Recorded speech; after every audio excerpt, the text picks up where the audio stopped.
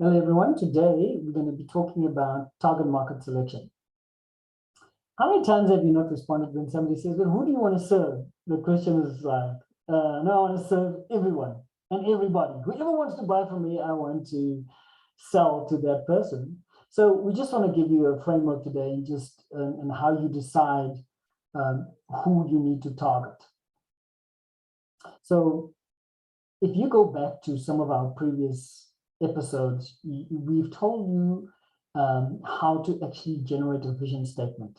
So we are now trusting that you have that vision statement in front of you, and we would like you to read it and just use it in order for you to answer this particular question: is who will you serve best in the pursuit of that vision?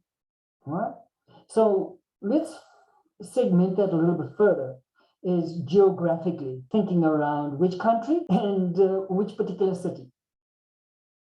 Demographically, age, how old must your customers be?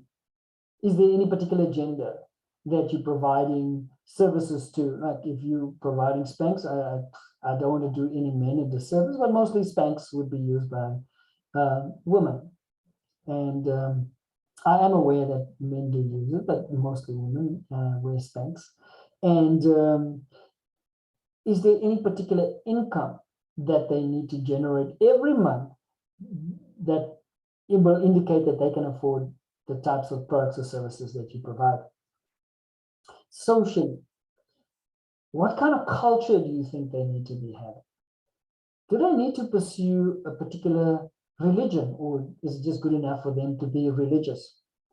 Do they have to be a particular race? Because something about a particular race makes it relevant for your products and your services. What kinds of thoughts and feelings do you think your ideal customer, client, actually exhibits? And normally, I mean, broadly speaking, you talk about some kind of an attitude, all right? Well, if your clients love traveling the world and don't like to be tied down, do you have a product or service that aims specifically at them? I have a friend who travels the world and therefore sells advice and mentoring and coaching services to the kinds of people who also want to do what she does. And behavior, generally speaking, if they are going to buy, how much do they buy? And in what situation will they be using your products or your services? And once again, if you don't know any of these, or if you don't know any of the answers to these questions, you need to go and find out.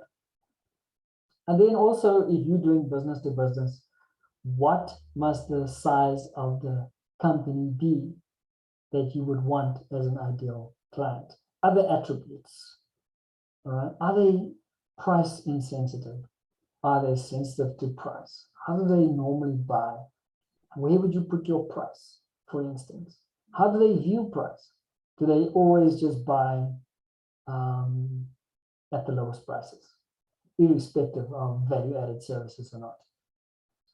Do they actually then prefer services? Other people say, I want value for money. I want great service at a very good competitive price, but not at the expense of services. And then also, what is the quality of the product and what's the quality of the service? Very important that your ideal customer places priority on. Remember that. And so more questions around all of this. Once you've answered those things, and maybe you thought, well, I haven't, everybody's still everybody. I would encourage you to go back and just to replay this video and go through the list again.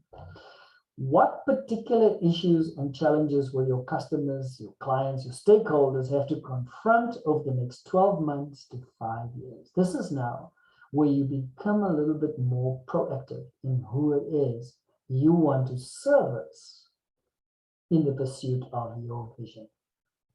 What do you think these customers will be facing in the future?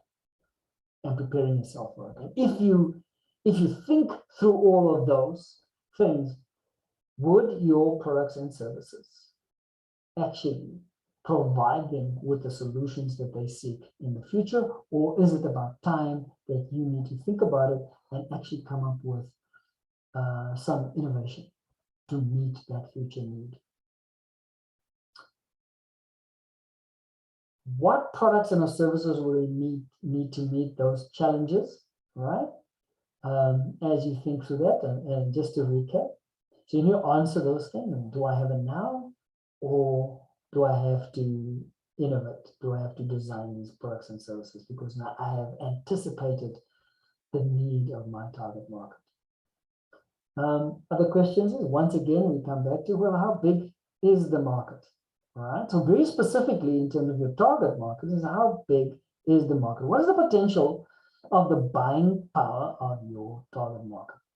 So to further break that down into, how many potential customers are there in this target market? How much will they pay for your products or your services? Because, you know, it's important.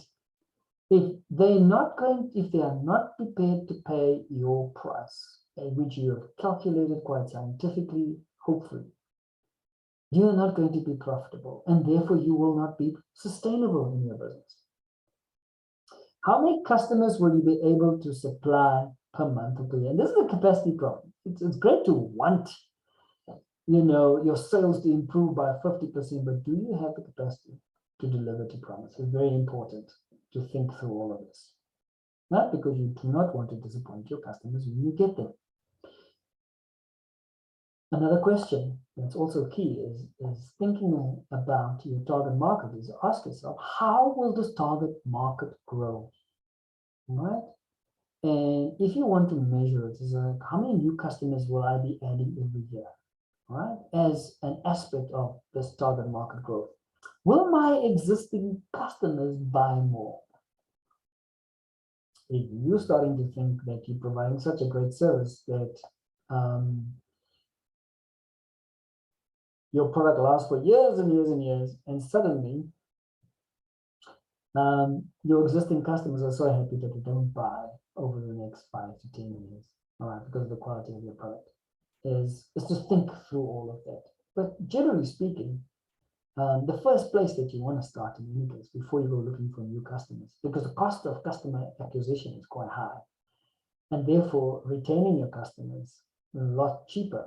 But mining your existing customer base, just finding ways and means they can buy more from you. What can they buy more from you? Because you already established a trusted relationship. And I hope that adds some value to you as you watch this video. And the best I can say to you, I can wish you the best of luck. But if you do nothing, you listen to this and you haven't actually sat down, carved out 30 minutes in your day to actually answer these questions, you will receive no value. So in the end, be encouraged to do your research and apply it in your business and see that you support your business sustainability and resilience. Thank you very much. Bye for now.